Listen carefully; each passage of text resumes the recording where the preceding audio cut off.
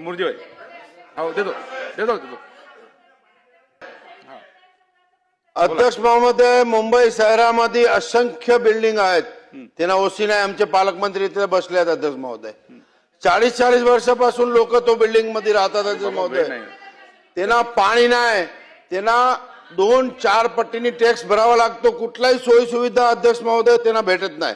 Builder पडून गेलेले. OC का भेटत नाही अध्यक्ष महोदय? डेव्हलपरनी पूर्ण पेपर जमा केलेले नाही म्हणून.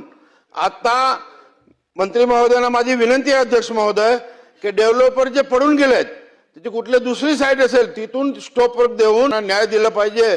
अध्यक्ष महोदय, माणूस झोपताना आठवण्यात मी जे इमारतीत राहतो ते बिल्डिंग इमारतीची ओसी नाही अध्यक्ष महोदय. असा माझ्या विभागात अंधेरी पूर्वला जवळ 27 इमारती आहे अध्यक्ष महोदय. काय मांडा मंत्री महोदय. प्रश्न काय आहे अध्यक्ष? अंधेरी पूर्व मध्ये जवळ 26 इमारती 25-30 वर्षापासून लोक राहतात. त्यांना ओसी नाही.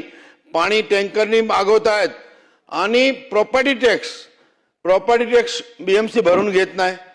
एकही कागदपत्र त्यांना भेटत नाही. 40-40 वर्ष झाले अध्यक्ष महोदय आणि बिल्डर पडून गेले. बिल्डरनी कागदपत्र जमा केले नाही अध्यक्ष महोदय. त्याच्यावर नवीन काय धोरण आपण करणार आहात का? नवीन काय कायदा बनवणार आहात का?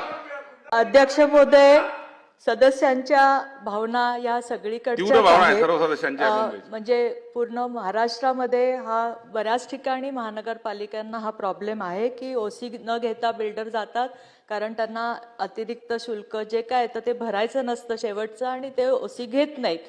तर त्यामुळे अध्यक्ष महोदय आता MRTP कायद्यामध्ये पण ओसी न घेणाऱ्या विकासांवर कारवाई करण्याची काही आत्ता तरतूद नाहीये, पण त्यासाठी एक अभ्यासगट तयार करून आवश्यकता वाटल्यास त्याच्यामध्ये पण कायद्यामध्ये बदल करण्याची पण आत्ता प्रक्रिया आम्ही सुरू करतोय.